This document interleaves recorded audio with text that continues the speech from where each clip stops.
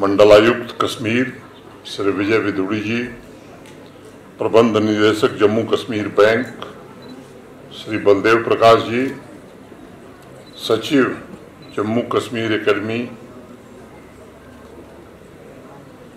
जो arts, culture और कला, संस्कृति और भाषा संस्थान की सचिव श्रीमती हरविंदर कौर जी, प्रख्यात कवि कुमार मनोज जी, वादीज हिंदी शिक्षा समिति की राष्ट्रीय अध्यक्ष श्रीमती नसरीन अली निधि, क्षेत्रों, भाषाओं और संस्कृतियों के लोगों को एक मंच पर लाना, उनके बीच सांस्कृतिक आदान प्रदान को बढ़ावा देना और दूसरा उद्देश्य होगा कश्मीर घाटी में हिंदी भाषा और साहित्य पढ़ने वाले विद्यार्थियों को प्रोत्साहित करना तथा युवा पीढ़ी को हिंदी भाषा और साहित्य की ओर आकर्षित करना। उस दृष्टिकोण से मैं मानता हूं कि यह आयोजन एकता और साझा सांस्कृतिक जड़ों के महत्व पर जोर देते हुए विभिन्न समुदायों में जुड़ाव और एकजुटता की भावना को प्रेरित कर रहा है। आजादी के पश्चात 77 वर्षों में कश्मीर जैसे अनेक अहिंदी भाषी क्षेत्रों में मातृभाषा हिंदी न होते हुए भी अनेक रचनाकारों ने हिंदी की सेवा की है। उन्होंने नीति निर्माताओं के उन प्रयासों को सफल बनाने की कोशिश की है जिन्होंने मातृभाषा को सुदृढ़ बनाने के साथ साथ हिंदी को राष्ट्रभाषा और विभिन्न भाषाओं के बीच समन्वय के सूत्र में स्थापित किया। मैं व्यक्तिगत रूप से इसे एक भारत श्रेष्ठ भारत का साकार स्वरूप मानता हूं और यही विविधता में एकता का भी प्रतिनिधित्व करता है या प्रतिबिंब है। गुरुदेव रविन्द्रनाथ टैगोर को समर्पित इस सभागार में मैं उन्हीं की चंद पंक्तियां आपको सुनाना चाहूंगा। गुरुदेव कहा करते थे कि भारत एक महासागर की तरह है जिसमें विभिन्न संस्कृतियां, भाषाएं, परंपराएं और विचारों की धाराएं आकर मिल जाती हो। जोड़ने की सबसे प्रमुख ताकत देखी। हमारी संस्कृति में कहा गया है, उत्तरम यत् समुद्रस्य हिमाद्रश्चैव दक्षिणम वर्षतद भारतम नाम भारती यत्र संतति। भारत वो जो हिमालय से हिंद महासागर तक की सभी विविधताओं और विशिष्टताओं को समेटे हुए है, उसी की संतान हर भारतीय है। मैं समझता हूं हिमालय से हिंद महासागर की जितनी भी भाषाएं हैं उसको जोड़ने की ताकत हिंदी में है। कश्मीर के संदर्भ में भी ये बात प्रासंगिक है। अगर पुरातन काल से भाषाओं पर आप दृष्टि ले जाएंगे तो कश्मीर में प्राचीन काल से संस्कृत प्रभावशाली रही थी। राजतरंगिणी और नीलमत पुराण जैसे महान ग्रंथों की रचना संस्कृत में हुई थी। इसके सैकड़ों वर्ष बाद घाटी में उर्दू और पर्शियन भाषाओं का चलन बढ़ा और जम्मू संभाग में डोगरी भाषा में अनेक महत्वपूर्ण ग्रंथों की रचना हुई। सन 1966 में राजकुमारी राजदान का लेख छपा जिसमें कश्मीर की व्याख्या करते हुए उन्होंने लिखा था, सुरपुर और कश्मीर दोउन में को अति सुंदर, को शोभा को भवन, रूप को कौन समुंदर। कला, कौशल और संस्कृति की दृष्टि से कश्मीर का स्थान दुनिया में अन्यतम रहा है। कश्मीर का ऐसा वर्ण लगभग सभी भाषाओं में मिलेगा।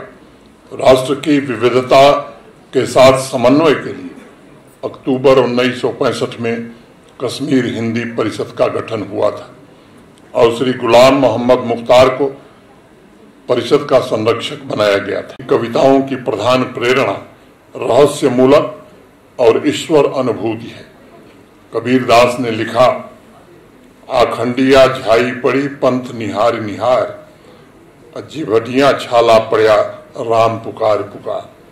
और ललेश्वरी ने भी वही लिखा, लोलुकी व्यखुल वालिज बिसिम कोकल चाजिम तू रजूस रसु। अर्थात मैंने प्रेम रूपी ओखली में अपने हृदय को पीस डाला और बुरी मानसिक प्रवृत्तियों का निवारण करने के उपरांत मैं एक रस हो गई। ऐसा एकत्व भाव और ऐसी समानता अद्भुत है। शमशेर बहादुर सिंह जी ने लिखा, वो अपनों की बातें, वो अपनों की खुशबू, हमारी ही हिंदी, हमारी ही उर्दू, एक कोयल बुलबुल के मीठे तराने, हमारे सिवा इनका रस कौन जाने। मित्रों, यूं तो आजादी के बाद से विभिन्न राज्यों की संस्कृतियों के आदान प्रदान ने भी कश्मीर में हिंदी के प्रचार प्रसार में योगदान दिया है, लेकिन पिछले कुछ वर्षों में मैं कह सकता हूं कि अकादमिक स्तर पर भी इस दिशा में कुछ प्रयास हुए हैं। हिंदी को 5 ऑफिशियल भाषाओं में शामिल किया गया है। जम्मू कश्मीर की पुरातन संस्कृति एवं भाषाओं जैसे कश्मीरी, डोगरी, उर्दू, गोजरी, पहाड़ी, पंजाबी, सीना को भी कैसे विकसित किया जाए, इसके लिए महत्वपूर्ण कदम उठाए जा रहे हैं। मैं संस्कृति विभाग और अकादमी का आभारी हूँ, जिन्होंने बहुत शिद्दत से इस प्रयत्न को आगे बढ़ाने में काफी सराहनीय प्रयास किया है। मैं जश्न संगम में विशेष रूप से इस बात का उल्लेख करना चाहूंगा कि आदरणीय प्रधानमंत्री जी के मार्गदर्शन में पिछले 4-5 वर्षों में जम्मू कश्मीर तथा देश के अन्य राज्यों के बीच भावनात्मक दूरी कैसे कम हो, इसका भी काफी हद तक प्रयास हुआ है और इसमें कामयाबी भी मिली है। पिछले 5 वर्षों में हिंदी के अलावा अन्य भाषाओं में भी युवाओं और प्रतिभावान लेखकों को प्लेटफॉर्म मुहैया कराए गए हैं। अन्य राज्यों के साथ सांस्कृतिक आदान प्रदान को मजबूत बनाने की कोशिश हुई है, ताकि एकता की भावना और गहरी हो और वितस्ता से गंगा तक, तवी से तीस्ता तक सामाजिक संबंधों में एक नई ऊर्जा आवे। हम सभी के लिए अब समझने का समय आ गया है कि हिंदी न केवल संचार का माध्यम है, बल्कि हम भारतीयों के लिए गौरव और पहचान का भी विषय है। मुझे विश्वास है जश्न संगम का यह 3 दिवसीय कार्यक्रम हिंदी के प्रति जागरूकता, समझ और उसके महत्व के संदेश को जम्मू कश्मीर के सभी क्षेत्रों तक ले जाने के लिए एक मजबूत मंच साबित होगा। साथ ही इस आयोजन के तहत विभिन्न कार्यक्रम युवाओं और विद्यार्थियों को हिंदी भाषा के उपयोग के अलावा संस्कृति और विरासत के विभिन्न पहलुओं के बारे में भी जागरूक करेगा। एक बार पुनः संस्कृति विभाग, अकादमी तथा वादी हिंदी शिक्षा समिति को इस आयोजन के लिए हृदय की अंतरम गहराइयों से बहुत बहुत बधाई और शुभकामनाएं देता हूं। जिन लोगों ने इस कार्यक्रम को सफल बनाया, उनके प्रति भी मैं आभार व्यक्त करता हूं।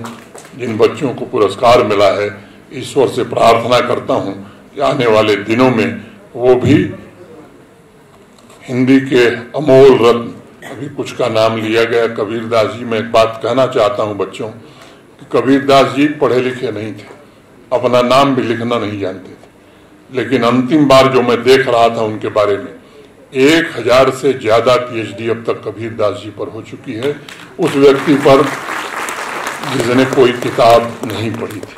ऐसे ऐसे मूर्धन्य विद्वान हुए हैं।